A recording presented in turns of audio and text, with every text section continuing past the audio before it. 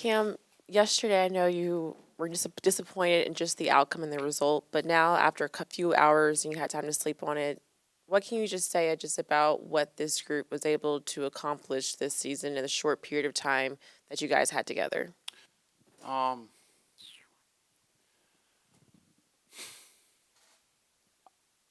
I think everybody collectively did a pretty good job of staying locked in day to day, of being together, um, learning together, growing together. There was never a sense of separation. There was never anybody that went their own way or failed to show up at any point. Everybody showed up every day with the right attitude, and we were able to accomplish some things. We were able to win games that we needed to win. We were able to, compete at home, compete on the road. It's just, we didn't do what we needed to do in this playoff series. But I anticipate this group will have um, opportunities to improve upon that. You've always said when you came in that you believed in this group, Hmm. and you did mention about if there was more time, things potentially could have been different. When you look at the time that you guys could have, especially with this off season, how excited are you for what this group can build upon? I'm really excited. I think we have great pieces. I think we have great guys. I think we have competitive guys, winners. And I think that means a lot in this league. And I'm excited. I'm excited for the future, and I'm excited to see everybody's individual and collective growth this summer. Cam, I got two for you. You talked yesterday just how you couldn't stress enough how crazy the year was. You look back to your start in Phoenix with the injury and everything, and now to Brooklyn. I mean, how do you kind of evaluate your year as a whole, just given all the variables that were kind of thrown at you? I just, um, it's life. It's life. It throws you curveballs. Things happen when you least expect it. Um, but it was crazy for sure. You just think back from the beginning of the season on, injury. Grandma passed away in November, trades. It's just a lot of things happening. But the thing about it is, um, it gives me personally an opportunity to grow, an opportunity to see new things, an opportunity to respond to different, you know, events that happen in life. And so I'm appreciative of all the people that went into this season and all the people that um, were able to help me along with this transition and the people in this organization that were just great in terms of getting me up to speed and making me feel comfortable and at home here. And then just your restricted free agent. I'm not asking you to pull a Spencer Dinwiddie and publicly put your contract demands out there. I don't even think that worked well for him. But I don't think it usually works well. just where are you at with it all, though, going into the summer? Um, I have to do some evaluation on that front. I've been pretty locked into the season and not necessarily looking too far ahead because it is a big unknown. But I've talked to the people here a little bit, and in terms of how the season went and what the future could look like. And like I said, the people in this organization, I believe, are very, very high quality people. Everything from front office to coaching staff to performance staff to equipment staff to chefs. I think our chefs are freaking incredible. Um, and that is not lost upon me. I take that into very serious consideration. And um, I don't assume that that's the case everywhere. I think there's a special group of people here, and that's really probably the main thing that I take away from this end of season push.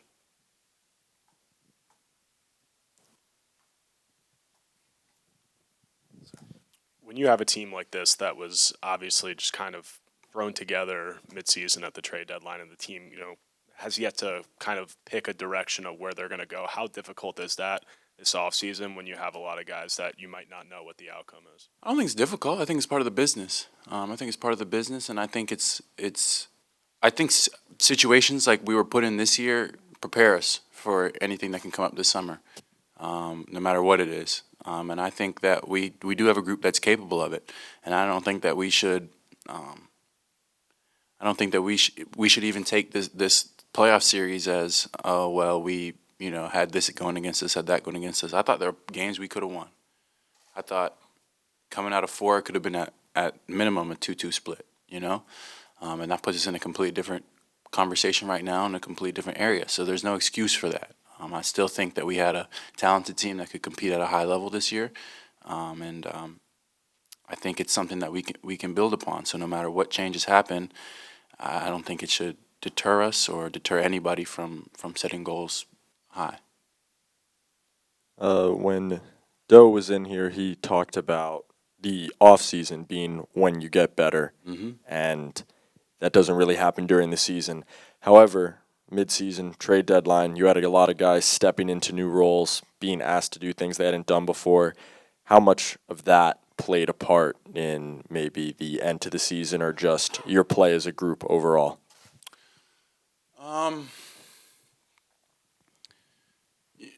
I think everything that happened during the season, whether it be, people filling new roles or whatnot, I think that stuff was accomplished over the summer for the most part. You look at somebody like Mikhail, for example, people,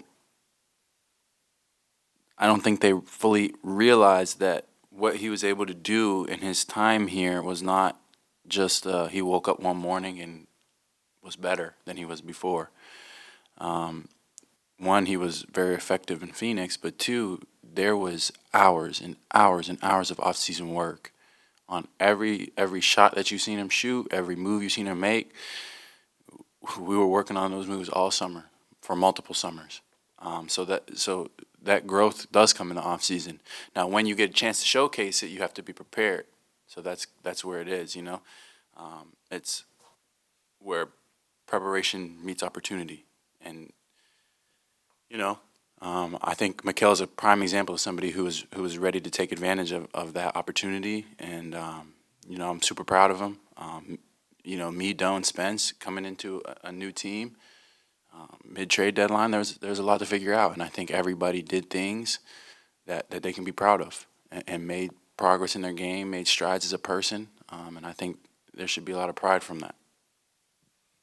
Cam, this is twofold. I mean, watching you in Phoenix and watching you here, I mean, a lot more of your stuff here was of your own creation, right? Putting the ball on the deck and so forth.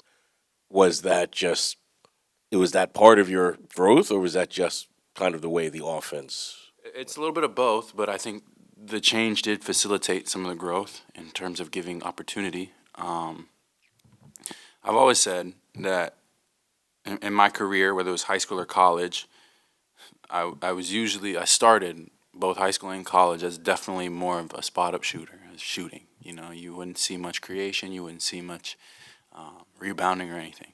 But as time went on and I learned those games and I got comfortable and I improved as a player, I would take on a much bigger role offensively, defensively, and everything in between.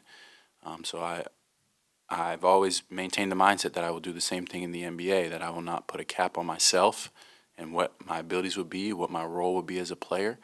And I believe that I still have a lot of levels of that stuff that I can achieve and improve upon.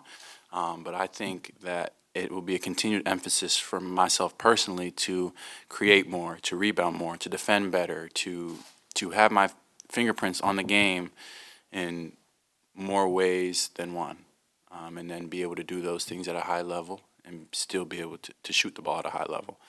So that's where I anticipate my game going, and I will work towards it every day. And at some point between the end of the finals and start of free agency, I mean, would you be either expecting to or hopeful of sorting something out here, or do you expect to let the market set itself? I haven't fully developed that plan yet. The one thing I've learned this year from the summer on to now is that the business will be the business. And everybody, acts accordingly in that aspect. So in my case, I will do whatever I determine and my family and representatives determine is best for my future. Whether that's being here or somewhere else, I can't fully say. All I can say is that I really come to appreciate the people here, and that means a tremendous amount to me.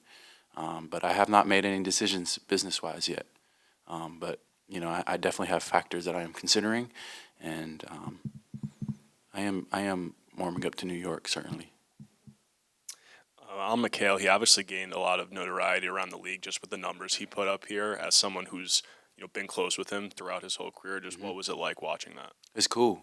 Like I said, preparation and opportunity. The dude is an everyday guy, shows up every day, competes every day, works to be better every day. He don't take a day off. He doesn't take a game off. He doesn't take a practice off. He's there. And so that's one of the things I've appreciated about playing with him the most is that he is one of the most dependable teammates I've ever had, just in terms of you know what you're going to get from him. I think he reaped the fruits of that labor this year, where he was able to, I think it is just a moment where you just saw a ton of work paying off for somebody.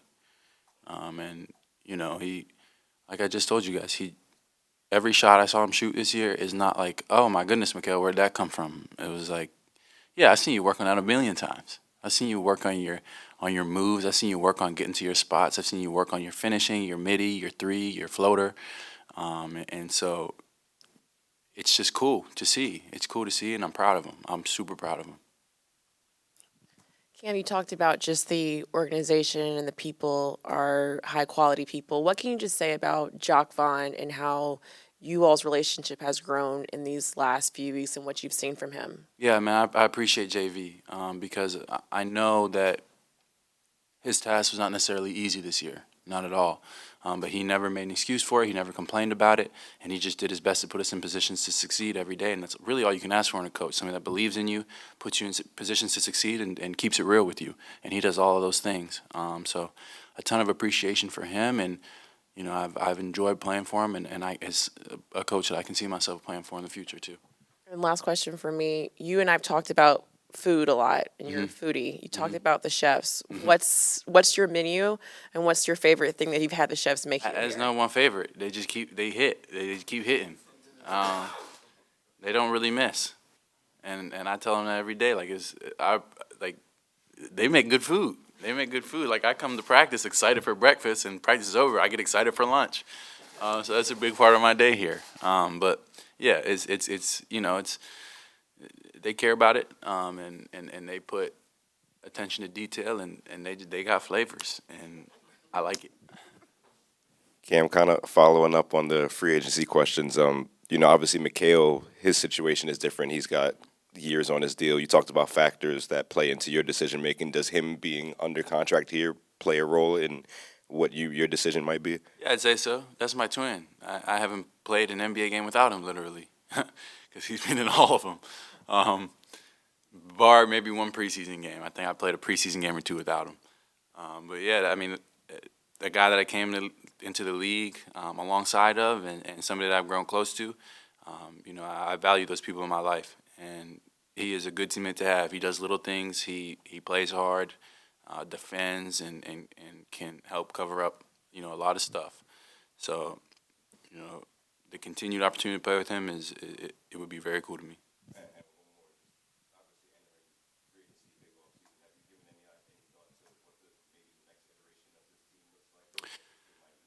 I don't know, a tiny bit, but I don't know. I think I'll need to speak with the management and staff and see what they're thinking. I think every piece that we have at the moment is a very high quality piece. So I don't really know what the future will be, but those are conversations that I'm willing to have with the staff and figure out and to see where I fit into that. And if that's something that is advantageous and works for everybody, then I'm sure we'll get something done.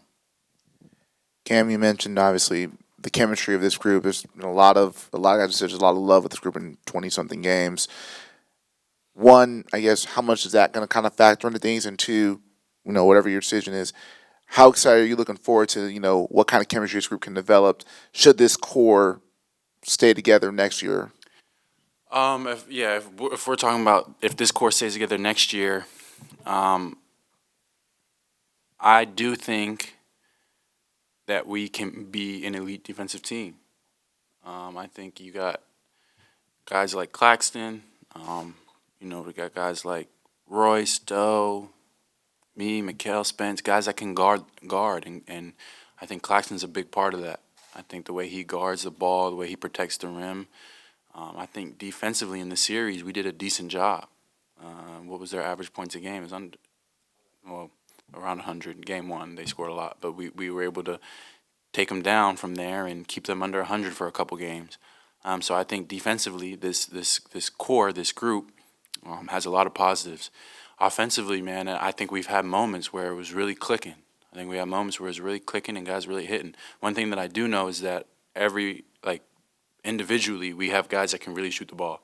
Now, whether our percentages were high or not is one thing or another, but I truly believe that each player on this roster will return to solid form of what they've been throughout their career, whether they're 45 or 50% or whatever Joe Harris shoots from three in his career or whatnot.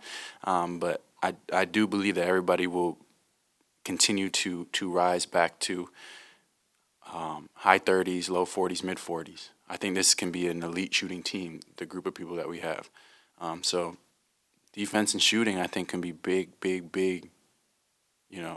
identity markers for this core. And so it's pretty cool it can be pretty cool to see how that might play out. Cam, you said yesterday how, you guys kind of brought three teams together in a sense after the deadline. And I remember after the All-Star break in Atlanta, you talked about how you'd be missing a rotation because you were in Phoenix mode and how it has to become instinctual. I mean, both for you and then as the team, because Dorian was in here talking about how you could just tell Philly, another to one of your earlier points of Played them together for a while. Yeah, just did it become as early as recently as yesterday? I mean, did you feel like some of the stuff with the Nets was instinctual both for you and as a unit? I thought defensively, we made a lot of progress. We made a lot of progress, and I think it helps when you're playing a team in a series because you can really hone in on your concepts and stuff. So that's a given. You better be able to figure that one out. But I thought we got better over the course of the season. I thought we got better, and I definitely adapted to the terminology and principle changes. There's a lot of ways to accomplish success on the basketball court, and sometimes it's just a matter of different terms for doing the same thing. But I thought we made progress and sorted a lot of that stuff out. So that's not the reason we lost. It's not. It's not because I didn't know I knew exactly what rotation I was supposed to be in 99% of the time in the series. So it's just unfortunate, man. We should be playing tomorrow. We should be continue to take shots at this thing. Nothing of our situation now takes away from that sting. I hate losing, and I was salty all day yesterday, and I didn't sleep well, and I'm still kind of salty. Thanks, guys.